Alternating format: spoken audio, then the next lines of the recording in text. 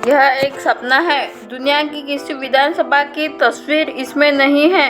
सपने का फल क्या है, यह अलबत्ता राजनीतिक ज्योतिषियों के लिए विचारणीय है। जरा देर पहले ही आग लगी थी। क्या देखता हूँ कि मैं विधानसभा भवन में खड़ा हूँ। बाईं तरफ मुझे एक बड़ा हॉल दिखा और उसमें घुस गया। वहाँ आधे हिस्से में मुलायम सोफे रखे थे, बाकी आधे में तख्त बिछे थे जिन पर मोटे गद्दे और गोल तकिए पड़े थे। सोफों पर पैर फैलाकर कई आदमी लुढ़के थे। तख्तों पर कई आदमी सो रहे थे। मैंने एक कर्मचारी से पूछा, क्या यही विधानसभा है? उसने कहा, विधानसभा तो पूरी इमारत में फैली है।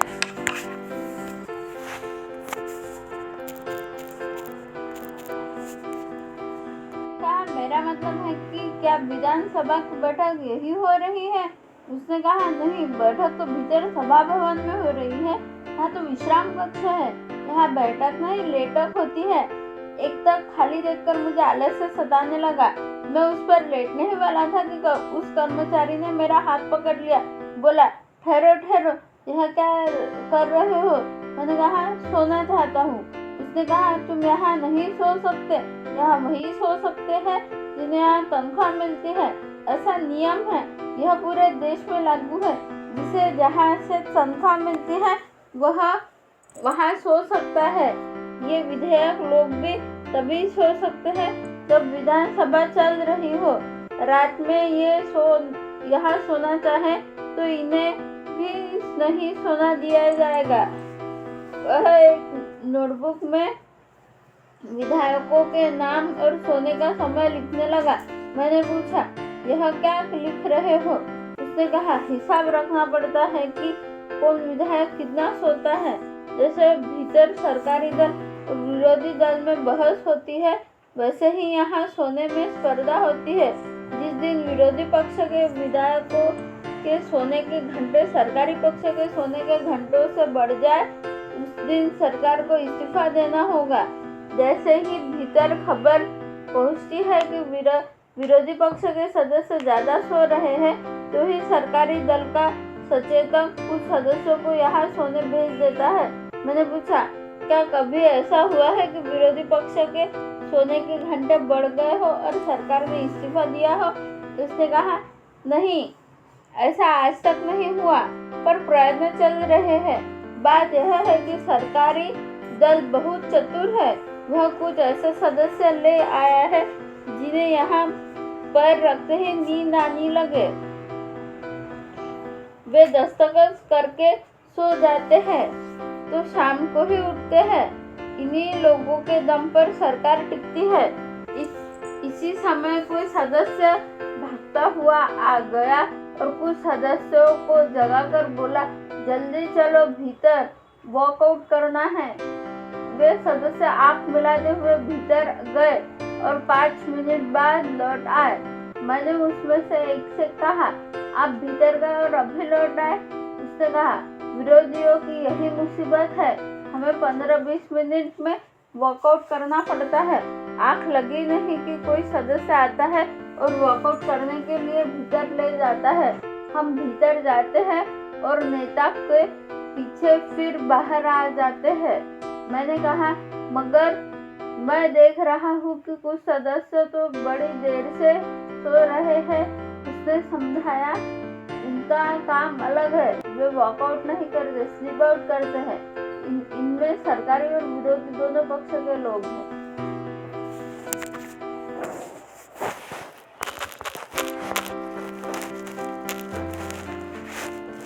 इस तरह तुम देखोगे कि कुछ सदस्य दिन भर कैंटीन में बैठे खाया करते हैं, ये ईट आउट करते हैं। मैंने पूछा, इन 3 तरह के आउटों में प्रभावशाली और उपयोगी आउट कौन सा है? सदस्य ने जवाब दिया, वॉकआउट करना तो साधारण बात है, कोई भी कर लेता है। ईट आउट जरा मुश्किल है क्योंकि इसमें बार बार खिलाने वाला ढूंढना पड़ता है, लेकिन सबसे उत्तम स्लीप आउट है। पर स्लीप आउट करने वाले से भी बड़ा है जो ईट आउट और स्लीप आउट की संयुक्त कार्यवाही करता है। वह कैंटीन में खाकर फौरन सो जाता है। बीच में नींद खुलती है तो फिर खा लेता है और फिर सो जाता है। ऐसा सदस्य जिस दिन चाहेगा देश का कायापलट कर देगा। उस सदस्य ने बताया कि इन तख्तों पर इस समय 20 सदस्य सरकार के समर्थन में सो रहे हैं और 7 उसके विरोध में सो रहे हैं। उधर कैंटीन में भी कुछ सदस्य सरकार के समर्थन में खा रहे हैं और कुछ सरकार के धांधलियों के विरोध में खा रहे हैं। इतना कहते कहते उस सदस्य की आंख झपकने लगी और मेरे देखते देखते वह स्लिप आउट कर गया। अब मैं भीतर सभा में जाता हूँ। वहाँ एक कुत्ते की मौत का बहस चल रही है। एक विरोधी सदस्य बड़ी भावुकता से कह रहा था, अध्यक्ष महोदय, यह साधारण बात नहीं है। कुत्ते की मौत का मामला है। कुत्ता वह पशु है जिसने युधिष्ठिर का साथ उन बर्फीले घाटियों में दिया था जहाँ उनके सगे भाई और पत्नी तक उन्हें छोड़ गए थे। कुत्ता अपने मालिक के प्रति जितनी भक्ति रखता है उतनी तो हम अपने पार्टी नेता के प्रति भी नहीं रखते। ऐसा एक कुत्ता सरकारी बस में कुचलकर मर गया है। उस कुत्ते का खून इस सरकार के सिर पर है। यातायात मंत्री हत्यारा है, उसे इस्तीफा देना चाहिए।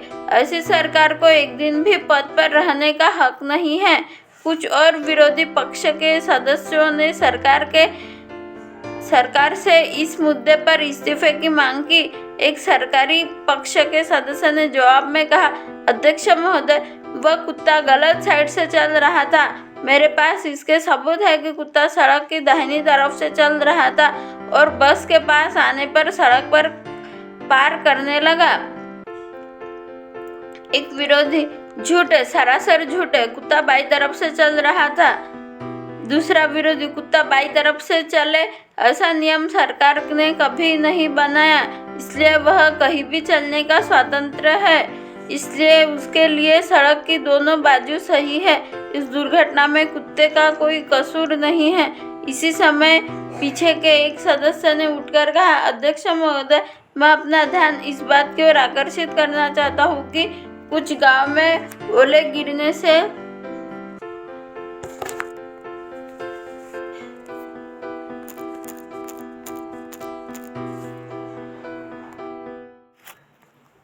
सारी फसल चौपट हो गई है। उन गांव के किसान बर्बाद हो गए हैं। वे भूख मर रहे हैं और मवेशी भी मर रहे हैं। हजारों किसान विधानसभा के फाटक पर अपनी फरियाद लिखकर हाजिर है। उनके विषय में सदन में विचार होना चाहिए। बाहर किसान नारे लगा रहे थे, पर अभी कुत्ते की मौत की बहस खूब जोर पर थी। आखिर मंत्री ने जवाब दिया, विरोधी सदस्यों के सब आरोप झूठे हैं। हमने उस कुत्ते का पोस्टमार्टम कराया है, बस के पहिए की रासायनिक जांच कराई है। रासायनिक जांच की रिपोर्ट है कि कुत्ता बस से कुचलकर नहीं मरा। पहिए पर जो खून लगा था उसके संबंध में रासायनिक का मत है कि वह कुत्ते का खून नहीं है। एक सदस्य, तो वह किसका खून है? मंत्री, वह आदमी का खून है। इस पर सदन में थोड़ी देर भुनभुनाहट होती रही। विरोधी पक्ष निराश हो गया था।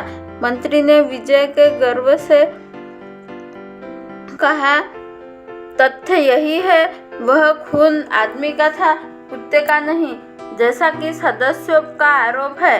इसलिए मेरे इस्तीफा देने का कोई प्रश्न नहीं उठता। बाहर किसानों ने नारे लग रहे हैं। एक सदस्य ने कहा, किसानों की हालत पर सदन में विचार होना चाहिए। वे लगान की माफी मांगते हैं, खाने को अन्न मांगते हैं, मवेशियों के लिए भूसा मांगते हैं, बोने के लिए बीज मांगते हैं। मंत्री महोदय, सदन को बताइए कि वे इन किसानों के लिए क्या करना चाहिए। मंत्री ने कहा, हमने जांच कराई है जिससे मालूम हुआ है कि वहाँ ओले नहीं गिरे। कई सदस्य गिरे हैं। मंत्री, अगर गिरे भी है तो फसल बर्बाद नहीं हुई है। कई सदस्य, हुई है। मंत्री, अगर फसल बर्बाद हुई है तो मुझे मालूम है कि वहाँ किसान नहीं रहते। कई सदस्य, तो फिर फसल कैसे हुई? मंत्री, अगर किसान भी वहाँ रहते हैं और फसल भी वहाँ हुई तो ओले भी गिरे तो नुकसान नहीं हुआ। इस पर सदन में हो हल्ला हुआ। मंत्री ने जवाब दिया, मैं जानता हूँ इन किसानों को कम्युनिस्टों ने भड़काया है। कई सदस्य, पर उनकी समस्या तो हल कीजिए। मंत्री, मेरे पास समस्या का यही हल है। सदन में फिर हो हल्ला हुआ। अध्यक्ष ने कहा, सदन यह जानना चाहता है कि इन बर्बाद किसानों की समस्या को शासन कैसे हल करेगा।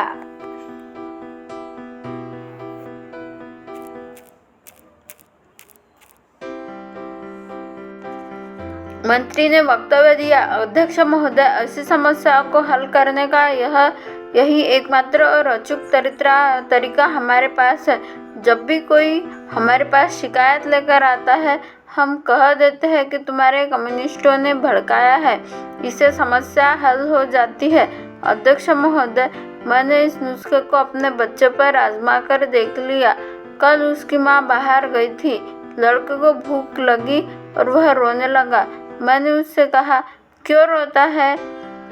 मालूम होता है तुझे कम्युनिस्टों ने भड़काया है। अध्यक्ष महोदय, इतना सुनते ही लड़का चुप हो गया और उसे दूध पिलाने की जरूरत ही नहीं पड़ी। इसलिए जब मैं कहता हूँ तुम्हें कम्युनिस्टों ने भड़काया है, तब इन किसानों को समझ लेना चाहिए कि उनकी समस्या हल हो चुकी है। अब मैं बाहर निकला। उसी समय विरोधी पक्ष से एक सदस्य बाहर निकला। उसकी लंबी दाढ़ी थी, बड़े बाल थे। वह बगलबंदी और ऊंची धोती पहने थे। पाँव में खड़ाऊ और सिर पर काली टोपी थी। मैंने पूछा, महाशय, क्या आपको मालूम होता है कि देश में टेक्सटाइल उद्योग काफी विकास कर गया है? उसने घूरकर मुझे देखा, बोला, प्रश्न पूछना और विचार करना हमारे यहाँ अनुशासन के विरुद्ध माना जाता है। मैंने कहा, मैं यही जानना चाहता था कि आप ठीक कपड़े क्यों नहीं पहनते। उसने कहा, ठीक कपड़े पहनना अराष्ट्रीय कर्म है। अगली बार तो मैं वलकल पहनकर आऊँगा। मैंने पूछा, इस विधानसभा के बारे में आपका क्या मत है? उसने जवाब दिया, चुनकर आ गए हैं तो बैठते हैं। प्रजातंत्र वाले स्वयं प्रजातांत्रिक संस्था का उपहास करते हैं, तो मैं क्या करूं? मैं तो देख रहा हूं हमारी संस्कृति में जनता को सभी से कुछ ना कुछ पूछने की परंपरा ही नहीं है। प्रजातंत्र तो विदेशी विचार है, अपने को जमता ही नहीं। समझे? मैं समझ गया और डर के मारे मेरी नींद खुल गई।